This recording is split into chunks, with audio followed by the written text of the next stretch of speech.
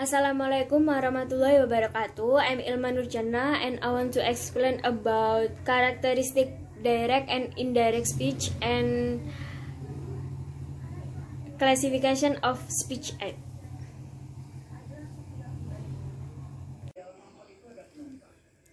Direct speech. Jenny said, "I'm very busy." We have given the exact word used by the speaker. This way of quoting or speech or narration is called direct speech. Such words are placed between inverted commas, blah blah blah or blah blah blah. The characteristic: first, it is original quotation of a thought. Second, it is always placed between two quotation marks. Third, it is always preceded by capital letter.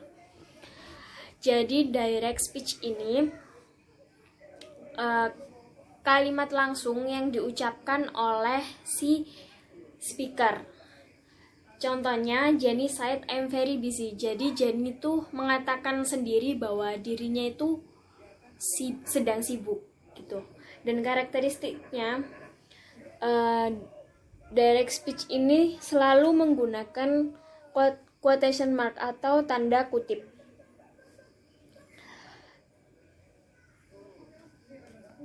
Next, indirect speech. The message of the speaker is conveyed or reported in our own words. Example, Jenny said that she was very busy then. We have reported the idea indirectly without quoting the actual words of the speaker. This method is called indirect speech or sometimes called reported speech. Characteristic. First, in indirect speech, we do not use the exact words of the speaker. Second, we sometimes need to change pronouns and verb tenses. And third, we don't use speech mark. Indirect speech ini pesan dari si speaker yang disampaikan langsung dengan menggunakan kata-katanya sendiri. Contohnya, Jenny said that she was very busy then. Jadi ini tuh dia mengungkapkan bahwa Jenny itu sedang sibuk dengan menggunakan kata-katanya sendiri. Gitu. And the third is classification of speech act. First, declarative are the kinds of speech act that change the word via their utterance. A. Please, I now pronounce you husband and wife. B. Referee, you are out. C. Jury foreman, we find the defendant guilty. Jadi deklaratif ini speech act yang berfungsi sebagai yang berfungsi untuk memberitahukan sesuatu kepada orang lain. Contohnya kayak yang B ini, wasit bilang kalau kamu keluar. Jadi wasit ini bilang ke pemain sepak bola bahwa dia harus keluar dari pertandingan. Yang sebelumnya si pemain sepak bola itu tadi belum keluar dari pertandingan tersebut.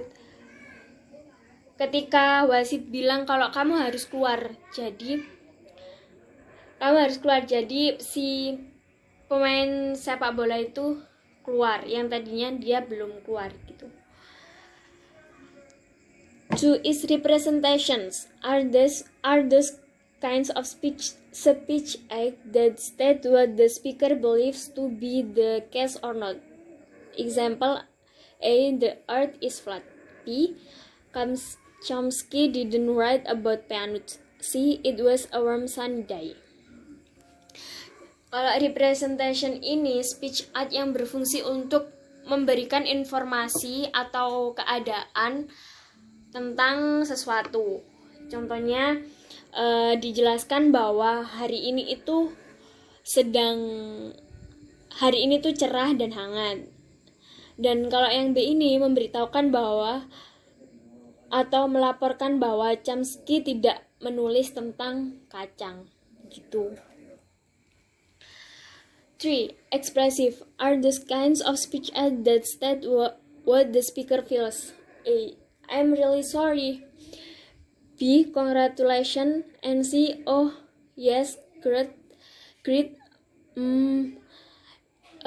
Contohnya yang A, I'm really sorry. Biasanya ketika kita menyesal, kita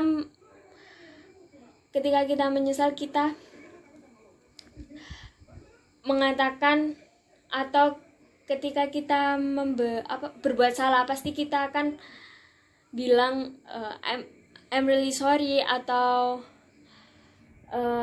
membuktikan bahwa perasaan kita itu menyesal. I'm really sorry. Atau yang B, congratulations. Biasanya kita merasa senang kalau ada teman sedang wisuda, jadi kita mengucapkan kesenangan itu dengan mengucapkan congratulations gitu. Fourth is directives are those kinds of speech aids that speaker use to get someone else to do something.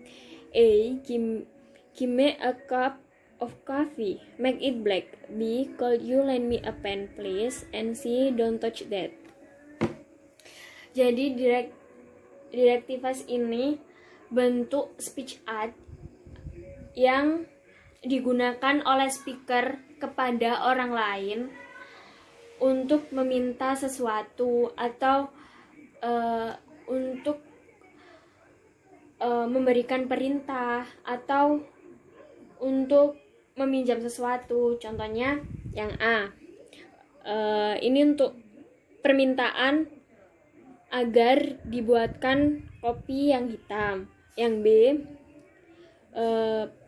permintaan untuk meminjam sesuatu, yaitu pen. Yang C, untuk